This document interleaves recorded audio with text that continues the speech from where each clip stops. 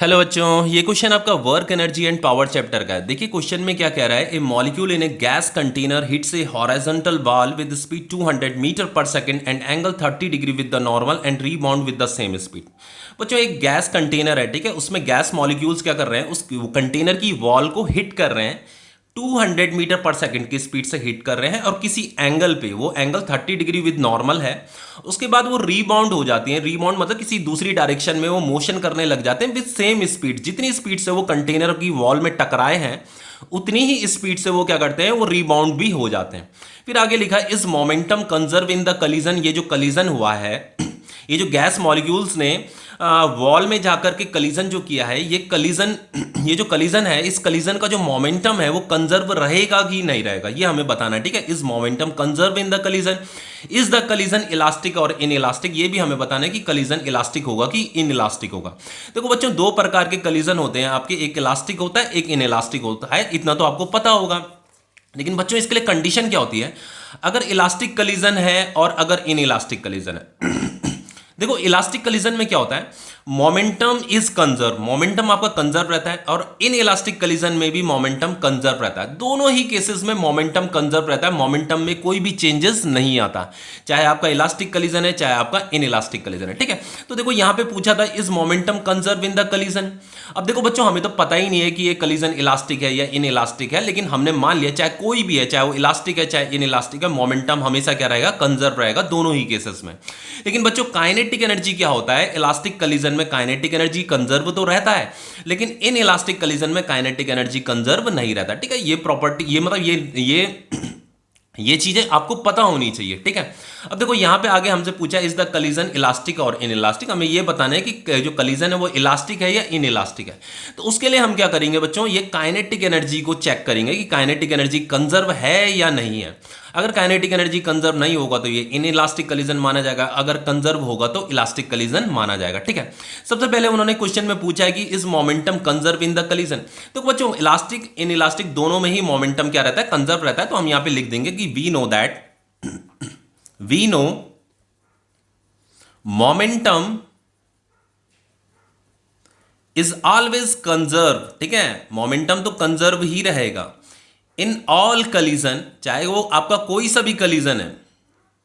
Momentum is conserved in all collision, चाहे आपका वो इलास्टिक है चाहे आपका as well as inelastic है। ठीक है, कोई सा भी कलीजन हो उसमें आपका मोमेंटम क्या रहता है, कंजर्व रहता है। ठीक है, अब देखो हमें यहां पे चेक क्या करना है, हमें सिर्फ ये बताना है कि ये कलीजन इलास्टिक है या इन इलास्टिक है। तो वी हैव टू चेक, हमें यहां पे चेक करना है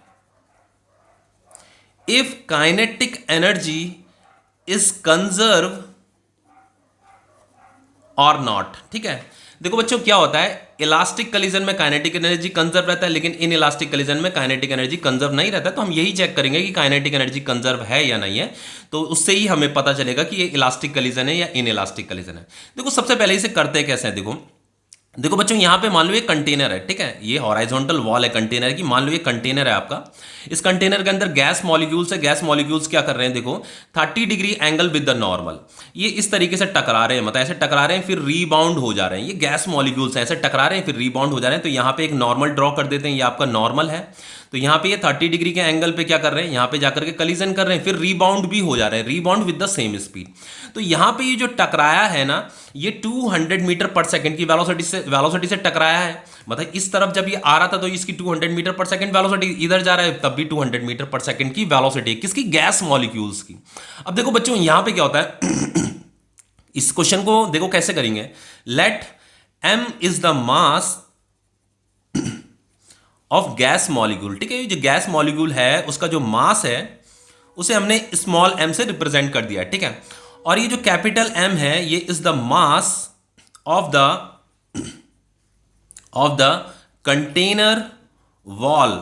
ये जो कंटेनर का जो वॉल है ना, ये वाला जो वॉल है, ये वॉल जिस वॉल से ये टकरा रहा है, इसका मास है, मतलब इस कंटेनर का मास है। कंटेनर का मास भी आप समझ सकते हो। ठीक है, अब देखो हमें क्या करना है, हमें यहां पे ये चेक करना है कि काइनेटिक एनर्जी कंजर्व रहेगा या नहीं रहेगा। तो देखो उसके लिए क्या होता है बच्चों, हमें ये चेक करना है कि जो टोटल काइनेटिक एनर्जी होगा ऑफ सिस्टम का जो टोटल काइनेटिक एनर्जी है बिफोर कलीजन,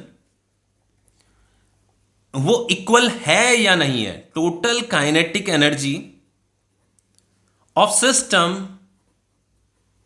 आफ्टर कलीजन, ठीक है, आफ्टर कलीजन। देखो यहां पे गैस मॉलिक्यूल क्या कर रहा है, ये जो कंटेनर है, कंटेनर की वॉल के साथ क्या कर रहा है, कलीजन कर रहा है। ओके, तो हमें सबसे पहले बिफोर कलीजन टोटल काइनेटिक एनर्जी, इस सिस्टम की जो टोटल काइनेटिक एनर्जी है उसे कैलकुलेट करना है। तो टोटल काइनेटिक एनर्जी कैसे कैलकुलेट करेंगे, एक तो ये देखो इसकी देखो सिस्टम का मतलब एक तो गैस मॉलिक्यूल्स है, एक ये कंटेनर है, ठीक है। तो यहां पे सबसे पहले kinetic energy of gas molecules, तो मास ऑफ गैस मॉलिक्यूल्स, ये देखो गैस मॉलिक्यूल को हम स्मॉल m से रिप्रेजेंट कर रहे हैं, ठीक है, ये मास ऑफ गैस मॉलिक्यूल हो जाएगा, ये वेलोसिटी ऑफ गैस मॉलिक्यूल का स्क्वायर। तो ये तो जो गैस मॉलिक्यूल है उसका काइनेटिक एनर्जी आ गया, प्लस बिफोर कलीजन, कलीजन से पहले देखो अभी ये जो गैस मॉलिक्यूल से इधर आ रहा है, अभी इसने कलीजन नहीं किया है, तो ये जो कंटेनर रहा होगा, ये जो कंटेनर का जो वॉल है ये रेस्ट में रहा होगा, ठीक है। तो इसका जो काइनेटिक एनर्जी रहेगा वो हाफ m कैपिटल M, ठीक है, जो कंटेनर का जो वॉल है उसका मास m दे रखा है m, और ये वेलोसिटी ऑफ वॉल है, ठीक है, कंटेनर का जो वॉल है उसका वेलोसिटी का स्क्वायर। तो बच्चों वेलोसिटी अभी तो ये तो रेस्ट में रहेगा ना, अभी इसमें कलीजन नहीं हुआ है, कलीजन से पहले तो ये रेस्ट में है, ठीक है, इज इक्वल टू ये आफ्टर कलीजन का हमें टोटल काइनेटिक एनर्जी निकालना है, तो ये हो जाएगा हाफ m, ये गैस मॉलिक्यूल का mass into velocity of gas का स्क्वायर, ठीक है।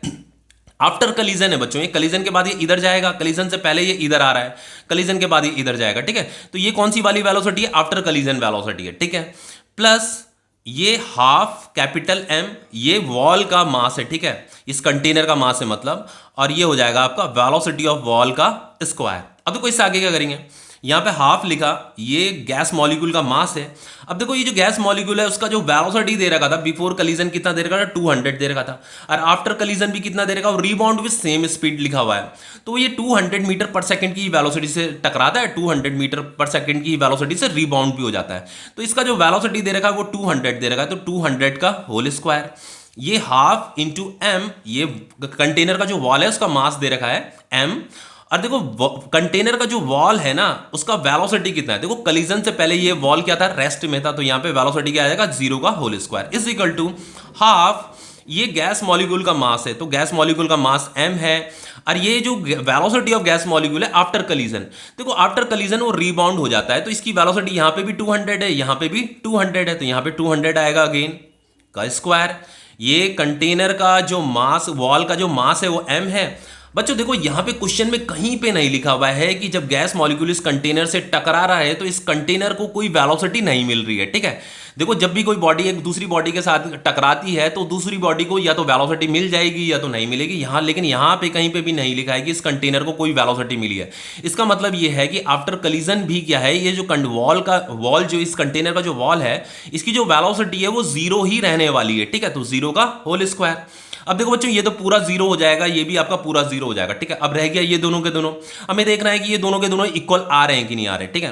तो ये आपका हो जाएगा ये 1/2m, ये 2 2 4 हो जाएगा, तो यहां पे कितना आ रहा है आपका, ये 0 0 और ये पावर 2 है, ठीक है, तो 2 0 और आएंगे, तो यहां पे is equal to half m, और ये 2 2 4 और ये 2 0 पावर 2 है यहाँ पे, तो ये 4 0 आएंगे यहाँ पे, ठीक है। अब देखो यहाँ पे देखो ये दोनों के दोनों क्या आ गए, इक्वल आ गए, यहाँ पे भी 1/2m है, यहाँ पे भी 1/2m है। तो देखो बिफोर कलीजन इस सिस्टम की जो टोटल एनर्जी थी वो इतनी थी, और इस सिस्टम की जो टोटल काइनेटिक एनर्जी थी आफ्टर कलीजन वो भी इतनी ही थी। तो ये क्या आ रही है, सेम आ रही है। सेम आने का मतलब क्या है कि आपका जो काइनेटिक एनर्जी है वो कंजर्व है, तो इसका मतलब ये कलीजन कौन सा है, ये इलास्टिक कलीजन है, ठीक है। हमें यही बताना था कि ये कलीजन जो है इलास्टिक है कि इन इलास्टिक है, तो ये जो कलीजन है आपका इलास्टिक कलीजन है, ठीक है। तो ये क्वेश्चन आपका कंप्लीट हो गया है।